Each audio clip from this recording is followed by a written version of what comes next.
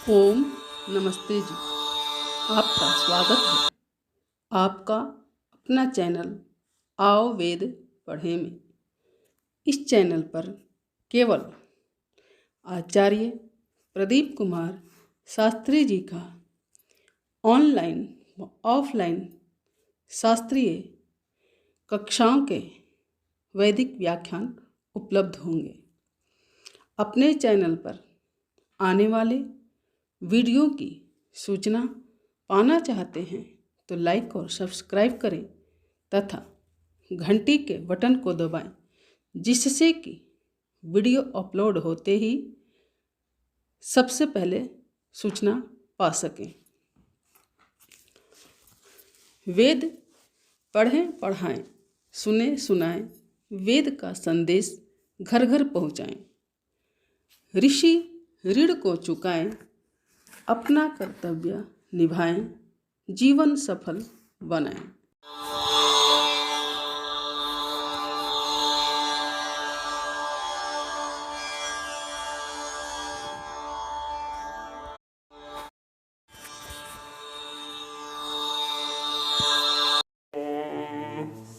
सहनो भवतु सहनो भुनक्तु सह वीर्यं करवावहै तेजस्विनावधीतमस्तु मा विद्विषावहै। ओम शांति शांति शांति।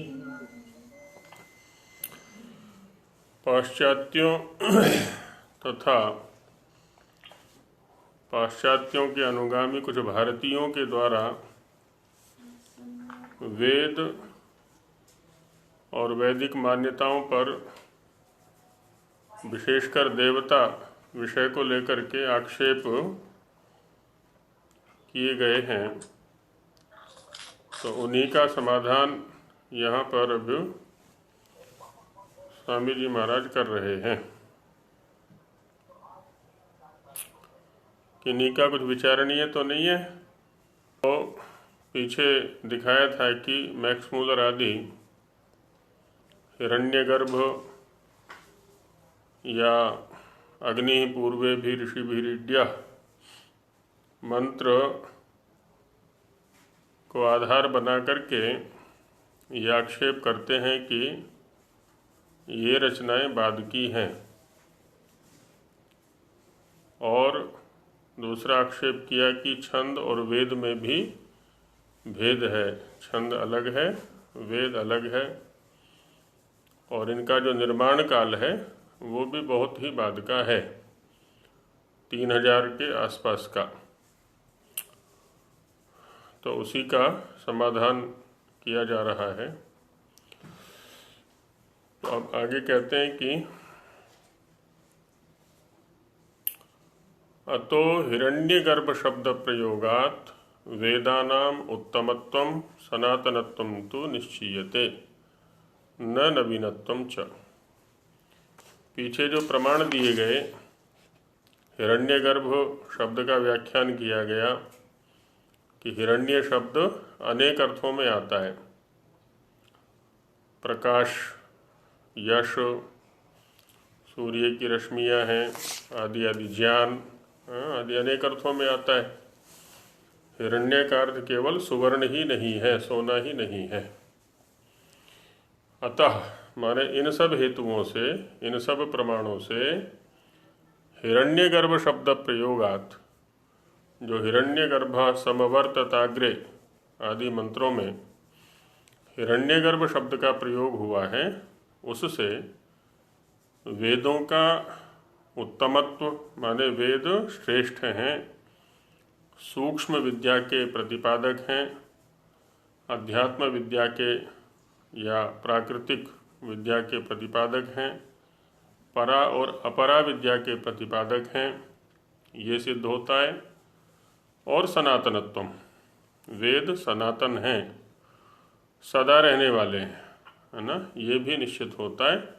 न नवीनत्वम च, नवीनत्व इनका सिद्ध नहीं होता। नवीनता अर्वाकालिता बाद के रचे हुए हैं, ऐसा सिद्ध नहीं होता है। अस्मात् कारणात्, इस कारण से, यत्तैरुक्तम हिरण्यगर्भ शब्द प्रयोगात् मंत्रभागस्य नवीनत्वं तो द्योतितम भवति, जो मैक्स मूलर आदि लोगों ने ये कहा कि वेद के अंदर हिरण्यगर्भ शब्द का प्रयोग होने से मंत्र भाग का नवीनत्व है, नवीनता है, नयापन है, बाद की रचना है, ये ऐसा द्योतित होता है। किंत्वस्य प्राचीनत्वे किमपि प्रमाणम नोपलभामः इति, और इस वेद की प्राचीनता में हमें कोई भी प्रमाण उपलब्ध नहीं होता है। तद भ्रममूलमेव विज्ञेयम्, ये दोनों कथन मैक्स मूलर आदि के भ्रम मूलक हैं, क्योंकि उनको वेद विद्या का जो विस्तृत ज्ञान है उसका परिचय नहीं है।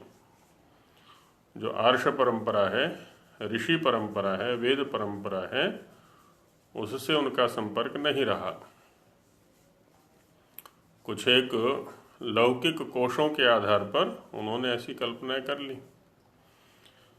और यच्चोक्तम मंत्र भाग नवीनत्वे, कि मंत्र भाग जो है वो भी नवीन है, बाद का है, और उसमें प्रमाण दिया कि अग्नि पूर्वे भी इत्यादि कारणम, क्योंकि यहाँ पर अग्नि पूर्वे भी ऋषि भी ईड्यो नूतन ही रुता, नूतन शब्द आया हुआ है यहाँ पर, कि पहले के जो भृगवंगिरा आदि ऋषि थे उन्होंने भी इसकी स्तुति की, और बाद के जो अस्मदादि हैं हमारे जैसे हैं वो भी इसकी स्तुति करते हैं।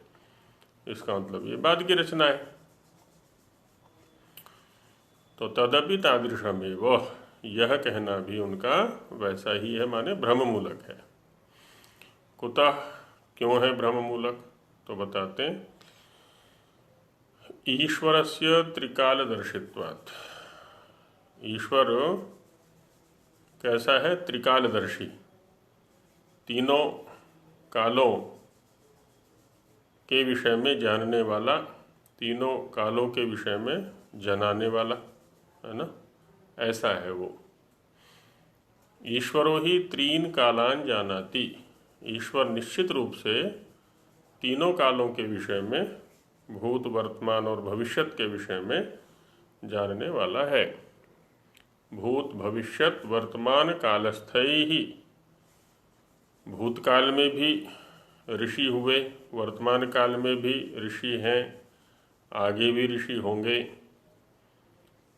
मंत्र दृष्टिभिर मनुष्य ही, ऐसे जो मंत्र दृष्टा ऋषि मनुष्य लोग हैं उनके द्वारा, मंत्रयी ही, और मंत्रों के द्वारा। ऋषि शब्द मनुष्यों के लिए भी आता है जो मंत्र दृष्टा है, ऋषि शब्द मंत्र के लिए भी आता है, और ऋषि शब्द तर्क के लिए भी आता है, ऋषि शब्द प्राण के लिए भी आता है। आगे कुछ उदाहरण दिए जाएंगे अभी आगे।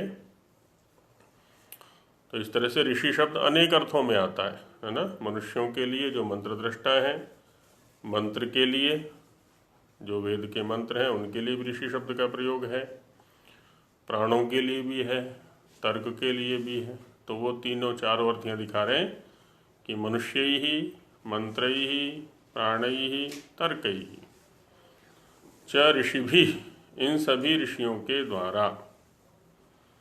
स्वयं वेद में ही इन सब अर्थों में ऋषि शब्द का प्रयोग है, ऐसा नहीं कि स्वकल्पित है ये अर्थ। वैदिक ऋषि विशेषांक जो वेदवाणी का निकला था ना, उसमें देख सकते हैं सभी के प्रमाण उसमें दिए हुए हैं। कुछ प्रमाण आगे दिए जाएंगे अभी। तो इन सभी ऋषियों के द्वारा अहमेव ईड्यो बभूव, है ना, परमेश्वर ही स्तोतव्य है, स्तुति के योग्य है, अन्य कोई नहीं है। बभूव भवामि भविष्यामि, वही था, वही है और वही होगा। अन्य कोई उपास्य न था, न है, न ही होगा। इति विदित्वा इदम उक्तम इत्यदोषः, तो इस प्रकार से इस सब को जान करके ऐसा कहा गया, इसमें कोई दोष नहीं है। अन्यच्च और ये वेदादि शास्त्राण्यधीत्य, जो लोग वेदादि शास्त्रों का अध्ययन करके विद्वांसो भूत्वा, और विद्वान हो करके, अध्यापयन्ति, जो अध्यापन करते हैं। अब देखिए यहाँ पर अग्नि पूर्वे भी ऋषि विरीड्य नूतने रुता की दूसरे प्रकार से संगति यहाँ पर ऋषिवर लगा रहे हैं कि पूर्व ऋषि कौन से हुए? जिन्होंने वेदों का अध्ययन किया, उनको जाना, विद्वान होकर के फिर पढ़ा रहे हैं, वो हो गए पूर्व ऋषि, माने पढ़ाने वाले, अध्यापन कराने वाले। और जो इस समय अध्ययन कर रहे हैं वो नवीन ऋषि। अध्यापयन्ति ते प्राचीनाः ये चाधीयते, और जो अध्ययन कर रहे हैं ते नवीनाः, वो नवीन ऋषि हो गए। तै ऋषिभिरग्निः परमेश्वर एव ईड्योऽस्ति इत्यतश्च, इन दोनों के द्वारा परमेश्वर ही ईड्य है, स्तोतव्य है। इस हेतु से भी वेदों का नवीनत्व सिद्ध नहीं होता है।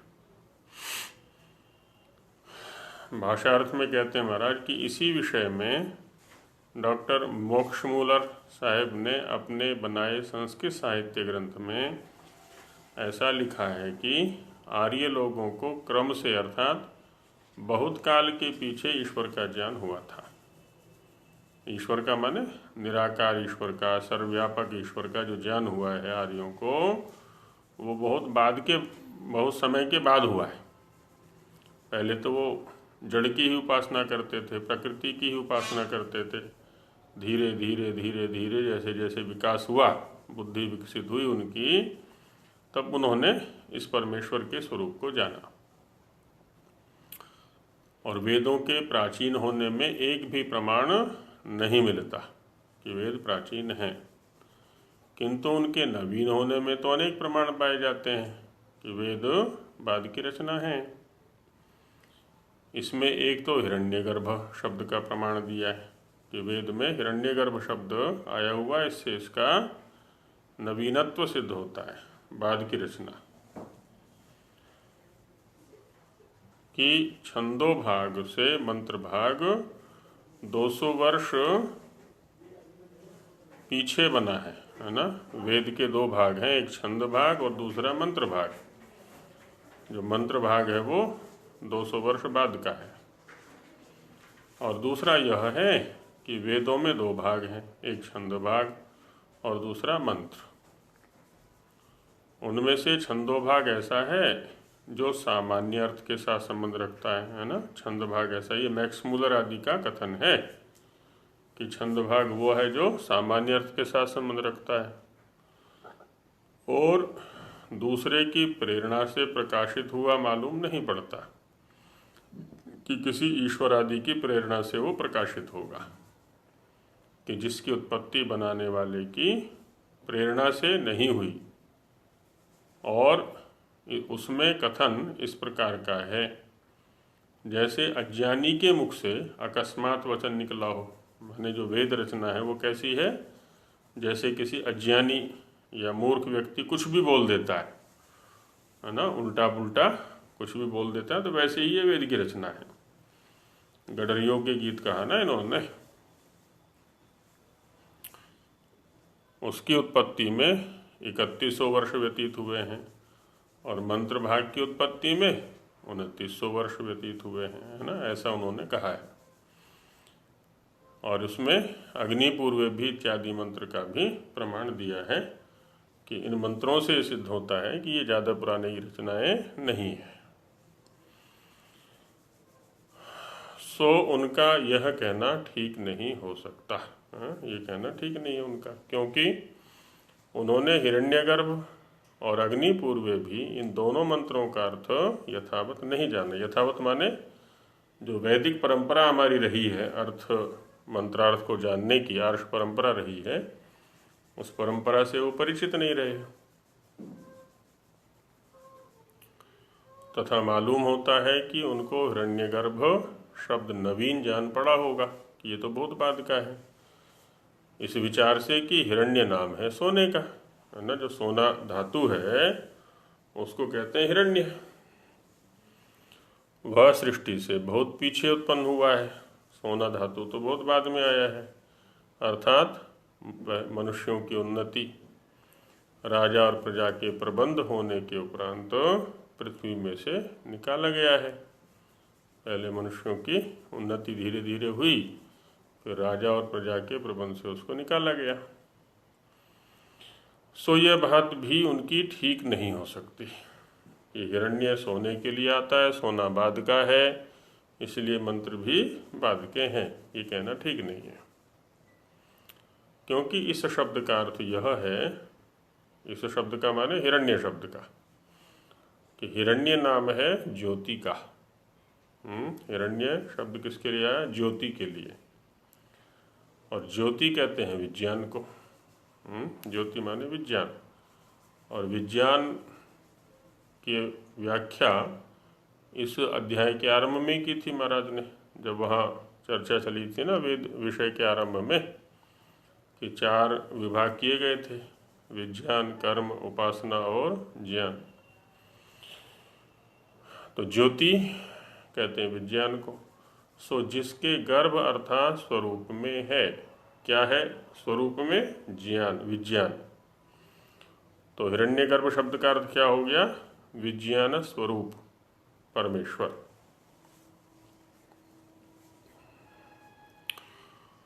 और दूसरा अर्थ दिखाते हैं ज्योति अमृत।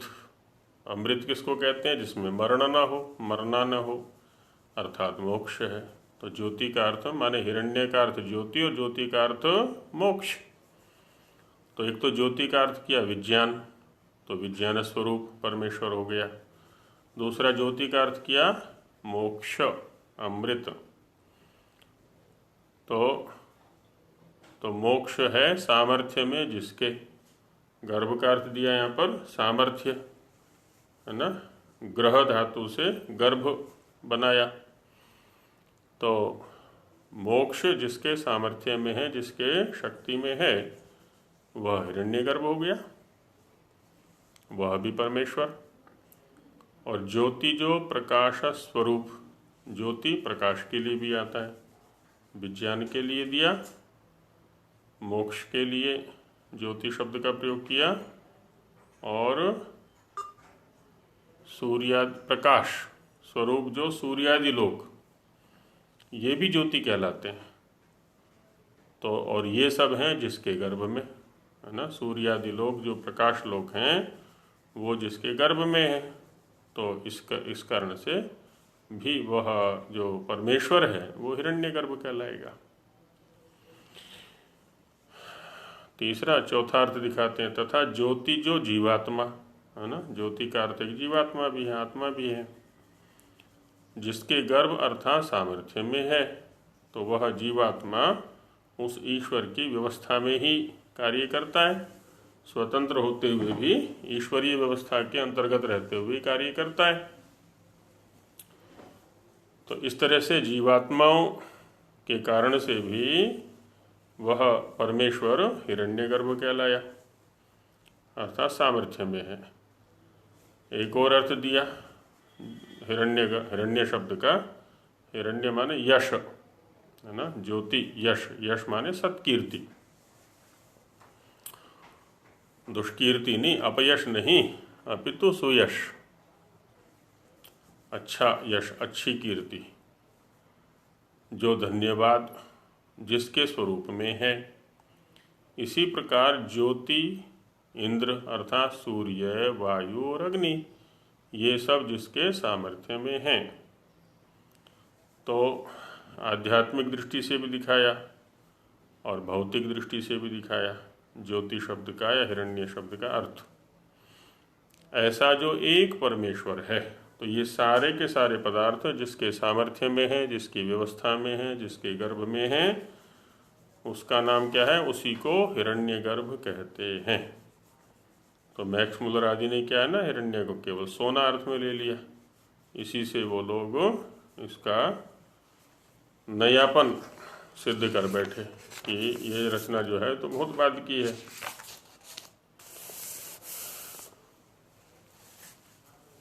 और इस हिरण्यगर्भ शब्द के प्रयोग से वेदों का उत्तमपन, उत्तम माने वेद बहुत श्रेष्ठ हैं, जो कहा पीछे की परा और अपरा विद्या के प्रकाशक हैं, ये दोनों ही विद्याएं हमें चाहिए।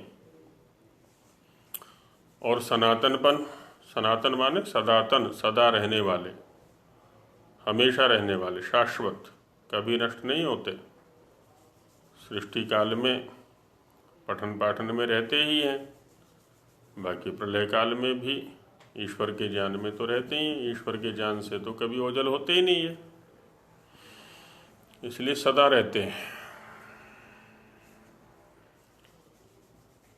तो वही कह रहे हैं उत्तमपन और सनातनपन तो यथावत सिद्ध होता है हिरण्यगर्भ शब्द के प्रयोग से, क्योंकि जिन वस्तुओं का प्रतिपादन अभी ब्राह्मण ग्रंथों के आधार पर किया महर्षि ने यहाँ पर, तो उससे तो ये सिद्ध हो रहा है, क्योंकि वो सारी वस्तुएं कैसी हैं जो सदा रहने वाली हैं।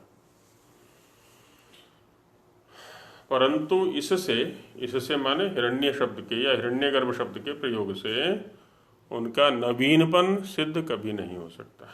केवल हिरण्यगर्भ शब्द के प्रयोग से ही वो नवीनपन इसका सिद्ध करना चाहें तो वो नहीं। इससे डॉक्टर मोक्षमूलर साहब का कहना जो वेदों के नवीन होने के विषय में है सो सत्य नहीं है, कि वेद नवीन है ना, वो कहना ठीक नहीं है। और जो उन्होंने माने मैक्समुलर ने अग्निपूर्वे भी इसका प्रमाण वेदों के नवीन होने में दिया है कि वेद नवीन है, सो भी अन्यथा है। अन्यथा है माने सत्य नहीं है, क्योंकि इस मंत्र में वेदों के कर्ता त्रिकालदर्शी ईश्वर ने भूत भविष्यत वर्तमान तीनों कालों के व्यवहारों को यथावत जान के कहा है ना। इस मंत्र के अंदर किसने कहा है? वेदों के कर्ता ने। और वेदों का कर्ता कैसा है? त्रिकालदर्शी है। वो त्रिकालदर्शी है माने भूत भविष्यत वर्तमान तीनों कालों के व्यवहारों को यथावत जानने वाला है। तो उसको जान के कहा है कि वेदों को पढ़ के जो विद्वान हो चुके हैं, वह जो पढ़ते हैं, है ना, पूर्व ऋषि कौन से हुए? जो पढ़ चुके हैं। और नवीन ऋषि कौन हुए? जो पढ़ रहे हैं, उनको जान रहे हैं, उसमें परिश्रम कर रहे हैं। वे प्राचीन और नवीन ऋषि लोग मेरी स्तुति करें, परमेश्वर की स्तुति करें। तथा ऋषि नाम मंत्र दृष्टा मनुष्य। ऋषि किसको कहते हैं? जो मंत्र का यथार्थ दर्शन करने वाला व्यक्ति है, ऐसे मनुष्य को ऋषि कहते हैं। और ऋषि किसको कहते हैं? मंत्र को। मंत्र भी ऋषि है, प्राण भी ऋषि है और तर्क का भी है ना। तर्क का नाम भी ऋषि है। इनसे ही मेरी स्तुति करनी योग्य है। किनसे करें परमेश्वर की स्तुति? मंत्रार्थ दृष्टा ऋषियों के सानिध्य से, मंत्रों के माध्यम से, प्राणों से और तर्क से। ऐसे ही ना लग जाए कुछ को भी ऋषि मानकर, ईश्वर मान करके। इसी अपेक्षा से ईश्वर ने इस मंत्र का प्रयोग किया है। तो ऋषि ही उपासना कर सकता है। इससे वेदों का सनातनपन और उत्तमपन तो सिद्ध होता है कि वेद सनातन है और उत्तम है, श्रेष्ठ है। किंतु उन हेतुओं से वेदों का नवीन होना किसी प्रकार से सिद्ध नहीं हो सकता। इसी हेतु से डॉक्टर मोक्षमूलर साहब का कहना ठीक नहीं है। तो उन्होंने जो नवीनपन सिद्ध किया है इसका, वो ठीक नहीं है। और इस विषय में निरुक्त में भी पर्याप्त चर्चा हुई है। निरुक्त जो कि वेद व्याख्यान का एक आर्ष ग्रंथ है, पारंपरिक ग्रंथ है। तो उसमें क्या कहा है, अत्र निरुक्तेपि प्रमाणम, इस विषय में निरुक्त में भी प्रमाण। हाँ जी। आचार्य जी नमस्ते। जी बहन जी बोलिए।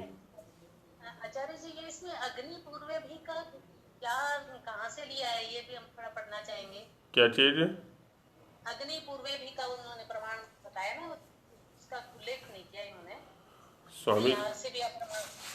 स्वामी जी ने नहीं, अपने इसमें आया है ना संस्कृत भाग में, यत्रोच्चम मंत्र भाग नवीन नत्वे अग्नि पूर्वे भी। हाँ तो उसमें मतलब मैक्स मूलर का प्रमाण देखना चाहते हैं आप या ऋषि का प्रमाण देखना चाहते हैं? ऋषि का प्रमाण। माने अग्नि पूर्वे भी ऋषि भी मंत्र का व्याख्यान तो वेद भाष्य में है स्वामी जी का। उसमें जो ऋग्वेद भाष्य है, ऋग्वेद भाष्य में दूसरा ही तो मंत्र है ऋग्वेद का। अच्छा, ऋग्वेद, हाँ आरंभ में ही द्वितीय मंत्र ही है, ये प्रथम सूक्त का द्वितीय मंत्र है ये। और बाकी यदि ये जानना चाहते हो कि ऋषि शब्द का प्रयोग जो स्वामी जी ने यहाँ पर मनुष्य के लिए, मंत्र के लिए और प्राण के लिए, तर्क के लिए दिया है ना, और भी अनेक अर्थों में ऋषि शब्द का प्रयोग आता है। तो मैंने पहले भी निवेदन किया था कि वैदिक ऋषि विशेषांक वेदवाणी का जो है वो देखें, उसमें वैदिक वाङ्मय के आधार पर ही ऋषि शब्द का पर्याप्त विवेचन किया हुआ है। और इसमें भी एक दो प्रमाण और देंगे अभी स्वामी जी महाराज आगे।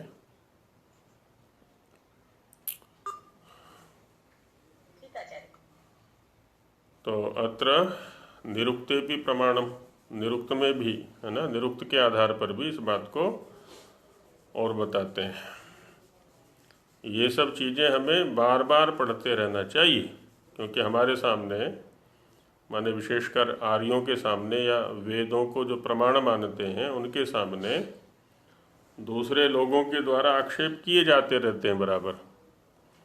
कुछ कहते हैं वेदों में मांसाहार है, आर्य लोग गौ का मांस खाते थे, वेद नवीन हैं, प्राचीन नहीं हैं, वेद मूर्खों की रचना है, आदि आदि न जाने कितने जो अपलाप हैं वो किए जाते हैं दूसरे लोगों के द्वारा।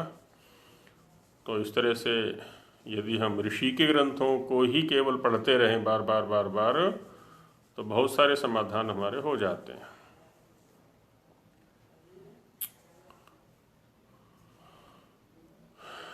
तो और दिखाते हैं इसमें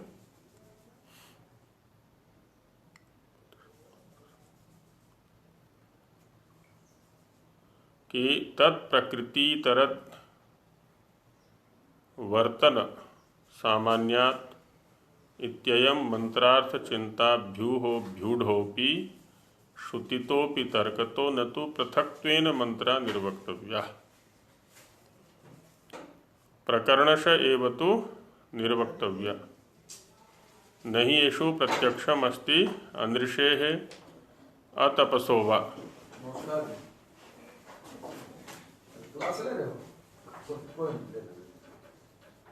तो इसमें कहते हैं कि जब हम किसी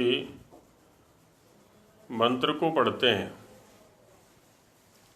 कल भी संहिता के विषय में किसी ने प्रश्न किया था ना बीच में कि संहिता किसको कहते हैं, कल या परसों चर्चा चली थी हमारी। तो जिन्होंने व्याकरण पढ़ा हुआ है उन्हें एक सूत्र का ध्यान होगा, परः सन्निकर्ष संहिता, जिसको संधि कहते हैं। तो संधि में क्या होता है, दो वर्णों को अत्यंत समीप करके उच्चारण किया जाता है। जब दो वर्ण अत्यंत समीप आकर के उच्चरित होते हैं, अच का अच के साथ, अच का व्यंजन के साथ, व्यंजन का व्यंजन के साथ या व्यंजन का स्वर के साथ अत्यंत समीप करके उच्चारण किया जाता है, तो उनमें कुछ विकृतियां हो जाती हैं। तो ये दोनों के समीप में उच्चरित होने से ये विकृतियां हुआ करती हैं। तो दोनों वर्णों का अत्यंत समीप आना, ये क्या कहलाता है? सन्निकर्ष या संहिता कहलाता है। लेकिन वेद के स्तर पर जो संहिता शब्द है वह है पद प्रकृति ही संहिता। एक तो वैयाकरणों का है शब्द के स्तर पर, तो यहाँ तो कह दिया कि पद पर सन्निकर्ष संहिता। लेकिन जो वैदिक संहिता है उसका स्वरूप क्या है? पद प्रकृति संहिता। पदानाम प्रकृति या पदस्य प्रकृति ही संहिता। किसी पद को, किसी शब्द को हम कहाँ से निकालते हैं? संहिता से। माने पूर्व जो अस्तित्व है या वास्तविक जो अस्तित्व है वो संहिता का है, वो वाक्य का है, पद का नहीं है। पद को उसमें से बाद में से निकाला जाता है। तो तत्प्रकृति तरत जब हम किसी मंत्र को देखते हैं, हम जैसे अग्निमीणे पुरोहितम आदि मंत्र लिया हमने, यज्ञ से देवम ऋत्विजम होतारम रत्नधातमम, ये क्या है? एक संहिता हो गई पूरा वाक्य। अब इसमें क्या है? एक एक पद है।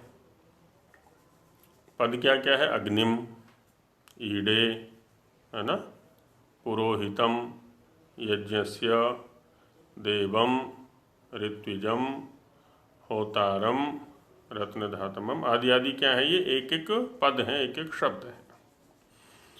अच्छा, प्रकृति किसको कहते हैं? जो पूर्वावस्था होती है उसको प्रकृति कहते हैं और उत्तरावस्था को विकृति कहते हैं। किसी भी वस्तु की जो पहली स्थिति है ना, जैसे घड़ा है, घड़े से पहली स्थिति क्या है? मिट्टी। तो मिट्टी क्या हो गई? प्रकृति, और घट क्या हो गया? विकृति। ठीक है। तो पद विकृति और संहिता प्रकृति या वाक्य प्रकृति, क्योंकि वाक्य या अथवा संहिता जो है वो पूर्व रूप है और जो पद है वो उत्तर रूप है, बाद का रूप है। तो अब क्या करते हैं हम? पहले हमारे सामने वाक्य है और वाक्य के अंदर क्या है? पद हैं। जब हम किसी वाक्य का विश्लेषण करते हैं, है ना, किसी सेंटेंस का क्या करते हैं? एनालिसिस, उसको खोल करके समझने का प्रयास करते हैं। क्या करते हैं उसमें? इसमें कितने प्रकार के शब्द हैं, इसमें विशेषण कौन है, क्रिया विशेषण कौन है, क्रिया कौन है, कर्म कौन है ना, कर्ता कौन है, अव्यय कौन है, निपात कौन है। बहुत सारे एक वाक्य के अंदर अवयव हुआ करते हैं।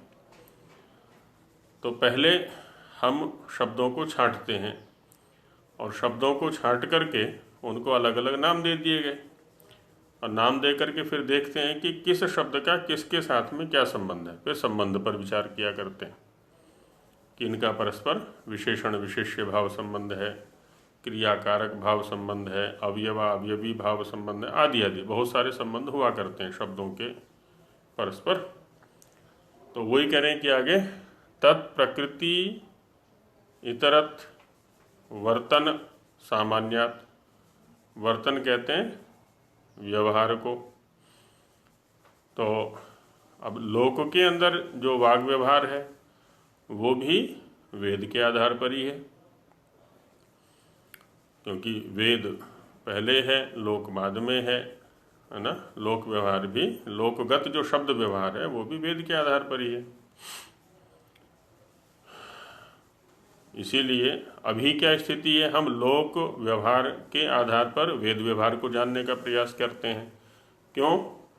क्योंकि जो वेद का व्यवहार या वेद के व्यवहार की परंपरा है वो हमारे बीच से उच्छिन्न सी हो गई है, टूट सी गई है। नहीं तो यदि संस्कार विधि का अध्ययन करें ना हम, ऋषि की जो संस्कार विधि है, तो उसमें वेद का अध्ययन कहाँ से आरंभ कराया है? जब बच्चा उत्पन्न हुआ है ना, उसके कान में क्या बोलते हैं? वेदोसी, तुम वेद हो। उसकी जिह्वा पर स्वर्ण शलाका से, शहद से क्या है? ओम लिखा जाता है। तो वहीं से उसका समर्पण वेद के लिए और ओम के लिए करा दिया। और उसके बाद जो गृहस्थ माता पिता हैं, दैनिक अग्निहोत्र करते हैं, प्रतिदिन मंत्र पाठ होता है घर के अंदर, तो वो मंत्रों से परिचित हो जाता है। धीरे धीरे उसका विकास एक यज्ञीय वातावरण में होता है, वेद मंत्रों से युक्त वातावरण में होता है। आगे वो आचार्य कुल में जाता है। तो वेद से परिचय प्रथम हुआ उसका, और वेद के आधार पर फिर वो लोक से परिचित होता है। और इसी को पतंजलि महाराज ने महाभाष्य में घोषणा की कि ब्राह्मणेन निष्कारणो धर्मः षडंगो वेदो ध्येयो जियश्च। लोक परंपराओं का निर्वहन बाद में करना है, पहले वेद परंपरा को अपनाना है। और ये प्रत्येक व्यक्ति का बिना किसी कारण के अनिवार्य धर्म है। क्या? 6 अंगों सहित वेद को पढ़ना और जानना। ऋषिवर देव दयानंद जी महाराज ने भी यही घोषणा की, वेद सब सत्य विद्याओं का पुस्तक है, और वेद का पढ़ना पढ़ाना, सुनना न सुनाना सब आर्यों का परम धर्म है। परम धर्म माने और कर्तव्य तो त्याज्य हो सकते हैं, और कार्यों की तो उपेक्षा हो सकती है, लेकिन जो वेद को पढ़ने पढ़ाना रूप कार्य है, इसकी उपेक्षा किसी भी प्रकार नहीं होनी है। क्यों? यही तो हमें लक्ष्य तक पहुंचाएगा इस मनुष्य जीवन के। यदि इसी की उपेक्षा होगी तो भटक जाएंगे। तो इसलिए कहा कि पहले वेदाध्ययन। वेद क्या है? प्रकृति। वेद क्या है? आधार। वेद है मूल, वेद है पूर्व रूप। और बाद में फिर लोक व्यवहार में आते हैं। जब वेद पूर्वक लोक में आएंगे, अब भटकने की संभावना नहीं है। और यदि लोक पूर्वक वेद में जाएंगे तो लोक में तो पहले ही भटक चुके हैं, वेद में जाकर के फिर और भटकाव पैदा करेंगे। इति अयम, इस प्रकार से यह मंत्रार्थ चिंता। चिंता माने चिंतन। अब देखिए, लोक में जो चिंता शब्द है ना, वो एक नकारात्मक से अर्थ में है, विपरीत से अर्थ में है। 2 शब्द आते हैं, एक है चिंता और दूसरा है चिता। केवल नकार का ही भेद है ना। एक के बीच में न बैठा हुआ है, चिंता, दूसरे में न नहीं है, चिता। लेकिन चिंता और चिता में से जो चिंता है ना, वो चिता की बड़ी बहन है। चिता छोटी बहन है और चिंता बड़ी बहन है। नीतिकार ने कहा, दार्शनिक ने, कि चिंता चिता द्वयोर मध्य चिंता चैव गरीयसी। चिंता और चिता, इन दोनों के मध्य में, इन दोनों के बीच में जो चिंता है वो गरीयसी है, बड़ी है। क्यों? चिता दहति निर्जीवम चिंता चैव सजीवकम। हाँ, चिता दहति निर्जीवम। चिता तो तब जलाती है जबकि कोई शरीर निर्जीव हो जाता है, निष्प्राण हो जाता है। और चिंता कब जलाती है? उसके सब प्राण रहते हुए, प्राणी रहते हुए, है ना। चिंता चैव सजीवकम। चिंता तो जीवित को ही जला देती है। लेकिन यहाँ पर चिंता इस अर्थ में नहीं है। वेद के प्रसंग में चिंता का अर्थ यहाँ पर चिंतन। तो मंत्रार्थ चिंता, है ना, मंत्र के अर्थ का चिंतन करना, उसका अभ्यूह, अभ्यूहो भ्यूढ़ो, है ना, अभ्यूहन करना, बुद्धिपूर्वक ऊहापोह करना। बुद्धिपारूढ़ जो अर्थ है उसको सामने लाना, बुद्धिपूर्वक उस पर चिंतन करना।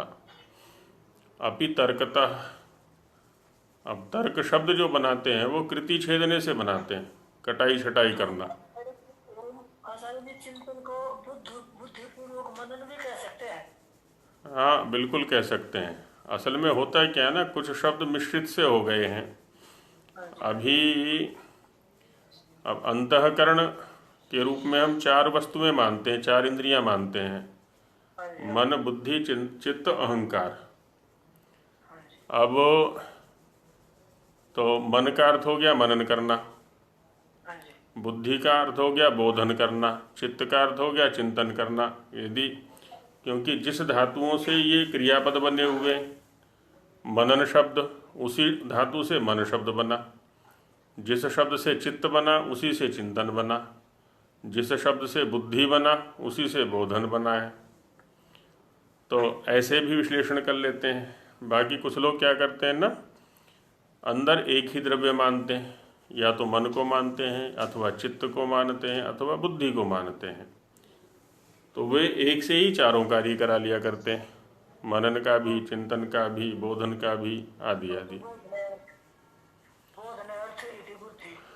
हाँ जी, बुध्यते अनया इति बुद्धि, जिसके द्वारा बोधन किया जाता है, उपलब्धि की जाती है, उसको बुद्धि कहते हैं।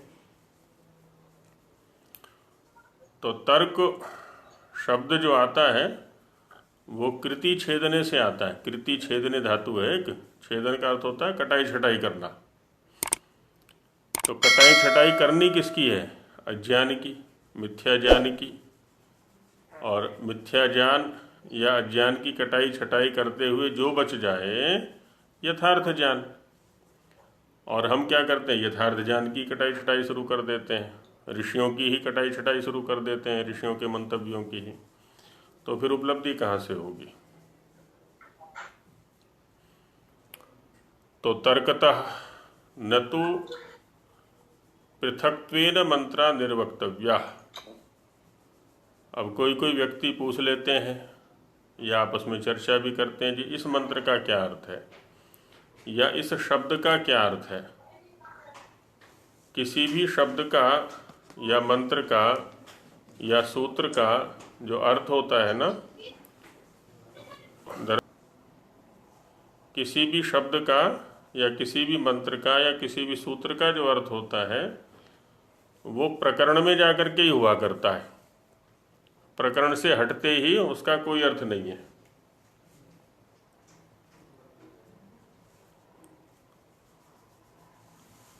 नीतिकार ने एक श्लोक कहा है कि स्थानेष्वेव ही शोभन्ते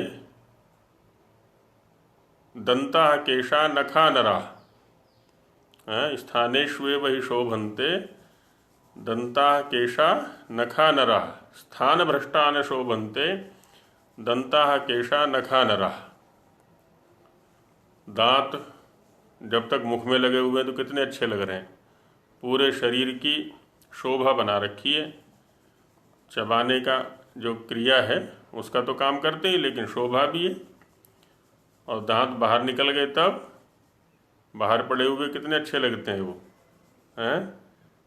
मुख भी बेकार हो गया और बाहर पड़े हुए जो दांत हैं वो भी अच्छे नहीं लगते। तो स्थान पर ही शोभा है इनकी। स्थानेष्वेव ही शोभन्ते दंता केशा, बाल सिर के ऊपर हैं तो शरीर की शोभा बढ़ा रहे हैं, वो शरीर की सुरक्षा भी कर रहे हैं। और जब सिर से कट गए अब तो गंदगी है वो, है ना, अच्छे नहीं लगते, उनको कोई छूना भी नहीं चाहता, ना दांतों को छूना चाहता है ना बालों को छूना चाहता है। ऐसी नाखून जब तक अंगुलियों में है तो कितनी अच्छे लग रहे हैं, और यहाँ से कट गए तब गंदगी हो गए, है ना। यही स्थिति मनुष्य की होती है। मनुष्य जब अपने स्थान पर है तब तो वो शोभायमान है, और जब अपने स्थान से हट गया तब उसकी कोई शोभा नहीं है। तो इसलिए कहा स्थानेष्वेव ही शोभन्ते दंता केशा नखा नराः, स्थान भ्रष्टा न शोभन्ते दंता केशा नखा नराः। ठीक यही स्थिति किसी वाक्य की होती है। पंचतंत्र, पंचतंत्र, पंचतंत्र, एक ही श्लोक है ये। हाँ जी, हाँ जी, एक ही श्लोक है ये पूरा। तो यही स्थिति किसी शब्द की भी होती है, किसी पद की या किसी वाक्य की, सूत्र की, श्लोक की हुआ करती है। जैसे प्रकरणानुसार जो है ना सेम के अर्थ बदल जाते हैं। भोजन का काल है तो नमक है, भ्रमण का काल है तो फिर वो जी जी बिल्कुल। तो प्रकरण में जाकर के ही अर्थ बना करता है, प्रकरण से हटते ही उसका कोई अर्थ नहीं है। कोई अर्थ नहीं माने अर्थ तो रहेगा पर वो अनर्थ हो जाएगा। प्रकरण, इसलिए प्रकरण में जाकर के ही हमें किसी शब्द को सोचना चाहिए। तो निरुक्तकार भी यही कह रहे हैं कि न तो पृथक्त्वेन मंत्रा निर्वक्तव्या, कभी भी किसी मंत्र का निर्वचन निश्चयेन कथन अलग करके नहीं करना चाहिए, अपितु प्रकरण के अनुसार ही प्रकरणश एव तु निर्वक्तव्या, प्रकरण के अनुसार ही उसका निर्वचन करना चाहिए, है ना। अलग करके करने लगेंगे तो शन्नो देवी की, शनिचर की पूजा में योजना कर देंगे, फिर ईशावास्यम में ईशा की सिद्धि कर देंगे, कबीर मनीषी में कबीर की सिद्धि कर देंगे, आदि आदि।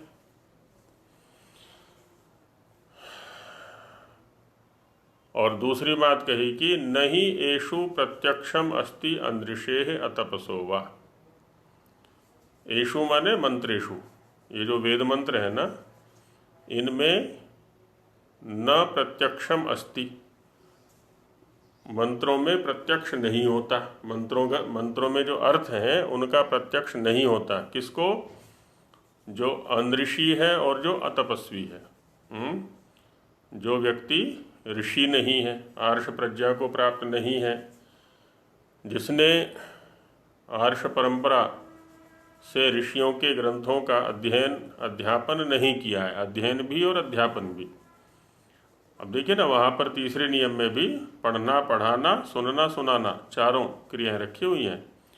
केवल पढ़ने से बोध नहीं होगा, पढ़ने के साथ पढ़ाना भी और पढ़ाने के साथ पढ़ना भी, दोनों चीज़ें चलनी चाहिए। सुनना भी और सुनाना भी, है ना, चारों चीज़ें चलनी चाहिए, तब होता है प्रत्यक्ष किसी विषय का। तो जो ऋषि नहीं है उसको मंत्रों में प्रत्यक्ष नहीं होता। और दूसरा जो तपस्वी नहीं है, अच्छा, जो भोगी होगा, जो सुविधा संपन्न होगा, जो सुविधाओं के पीछे दौड़ने वाला होगा, जो सुविधाओं की ही चिंता करने में लगा रहता होगा, उसको भला सूक्ष्म अर्थ का ज्ञान कैसे होगा, है ना। जो बाह्य वृत्ति संपन्न है, इंद्रियों को बाहर विषयों में ही भगाता रहता है, वो कभी भी सूक्ष्मार्थ का चिंतन नहीं कर सकता।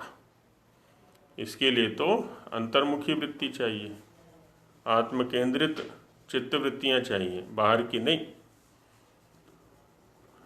और तपस्वी किसको कहते हैं? जो लक्ष्य में आने वाली अनुकूलताओं और प्रतिकूलताओं से प्रभावित नहीं होता।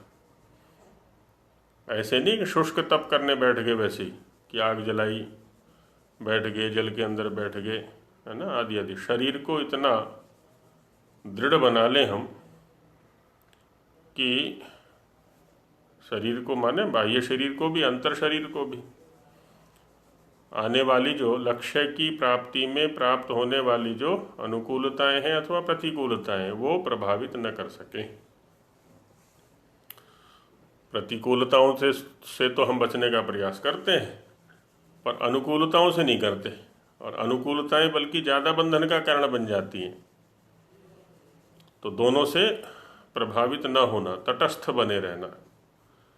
तो जिसने ऐसी साधना नहीं की है वो मंत्रों में गति नहीं कर सकता।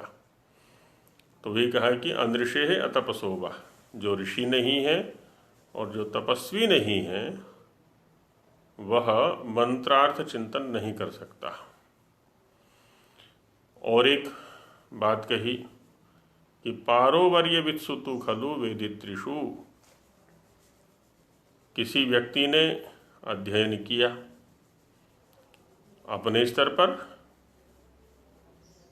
तो सभी व्यक्ति अपने आप को विद्वान कह सकते हैं, योगी कह सकते हैं, साधक कह सकते हैं, और न जाने क्या क्या समझ सकते हैं। लेकिन यहाँ पर निरुक्तकार कह रहे हैं कि जो पारोवर्य वित्त, किसी भी विद्या के पार और अपार को जानने वाले वो पारोवर्यविद कहलाते हैं। जो परवर्ती छोर है, परवर्ती तट है, परवर्ती किनारा है किसी विषय का, वो हो गया पार, और इधर का जो किनारा है वो हो गया अपार।